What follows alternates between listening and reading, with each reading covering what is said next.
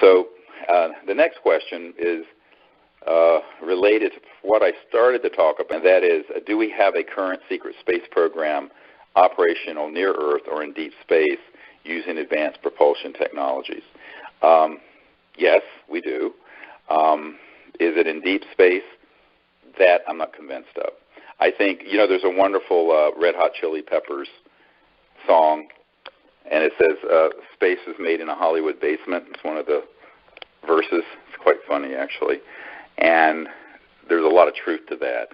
So what I'm saying here is that we have had gravity control when we inherited the scientists from the Third Reich and Adolf Hitler in the 40s, Operation Paperclip, and people like Werner von Braun and Hermann Oberth and others came over. We inherited their state-of-the-art with electronic systems that cause so-called anti-gravity. Those were studied and then development at the time that we downed, it turns out, confirmed now by this Air Force intelligence officer, 3 ET craft near Roswell. Now, that was a deliberate downing using a scalar electromagnetic weapon system that appeared to be in a radar dome, but it wasn't. And the reason they knew they were going to be there is that there had been ET craft observing all the atomic bomb blasts up from 45 through 47. And they knew that there would be ET craft in that area because at that time Roswell was the only nuclear bomb squadron in the world. So they switched this thing on. It affected the field propulsion of those craft. They crashed.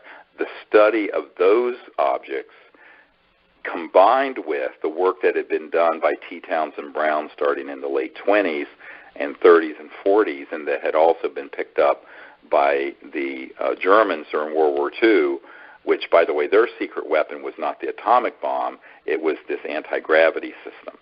So all that came together between 1945 and 1955, and by 1954, we mastered gravity control, so-called anti-gravity systems, to a large extent. And so we began to utilize that. And the really sad thing about the conventional space program, and this is also true of Elon Musk with SpaceX and Richard Branson with Virgin Galactic, and you have all these things going up and exploding and using explosive propulsion. It's basically a Chinese rocket that's thousands of years old with a whole lot more power, and they're very dangerous, and they destroy the upper atmosphere and stratosphere, and we don't need them. And we haven't needed them since the 50s.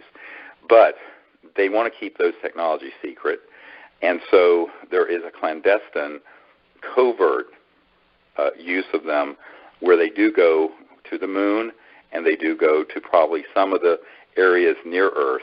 My understanding, and this is at odds with what a lot of the mythology that you hear out there from, I think, people who have been given programming on this issue, such as Corey Goode, I'm skeptical that they're allowed to go too far out into space, because every credible person with firsthand knowledge I've spoken to has said that because we are viewed as a violent civilization, as Michio Kaku would say, we're not a level 1 civilization, which is the hallmark of which is living peacefully together and not destroying our biosphere. We're a level 0 civilization. So a level 0 civilization with nuclear bombs and weapon systems are not looked upon in a very welcoming way too far out into space. And so it's my understanding that we have had limitations placed on our ability to go there with spacecraft. Now, when you deal with consciousness assisting technologies and the ability to take someone and with these electronics have them go out and see things in space, they may be able to see things that are real, they may be programmed to see things that are false.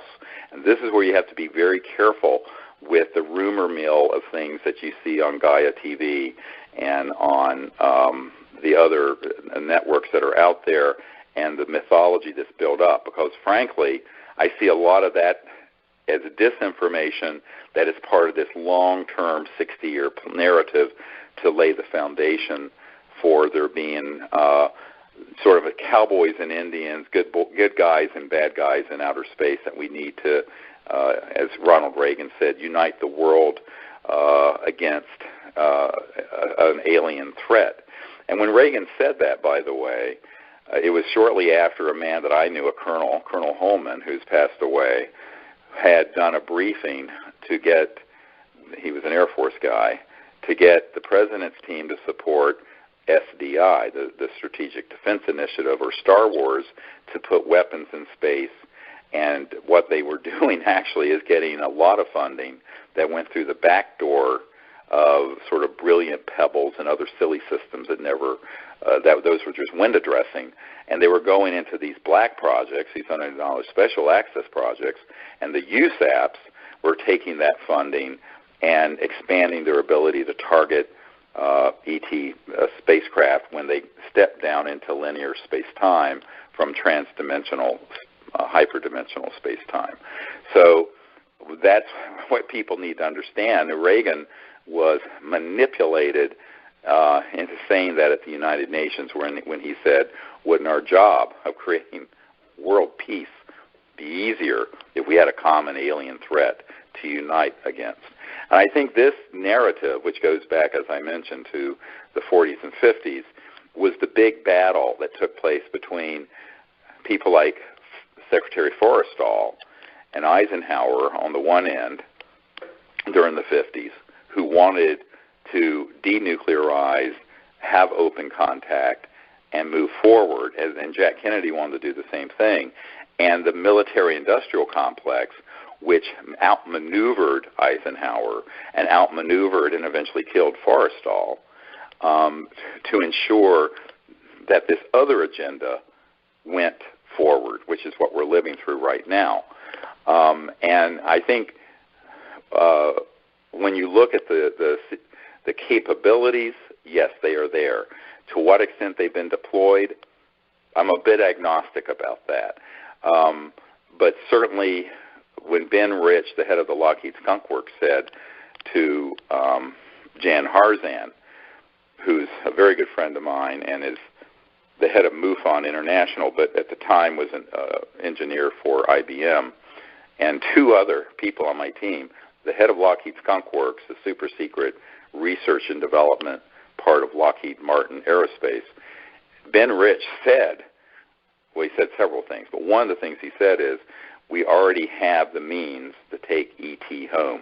In other words, that we have developed interstellar capabilities. Now, he did not say we've been allowed to go that far out there with it.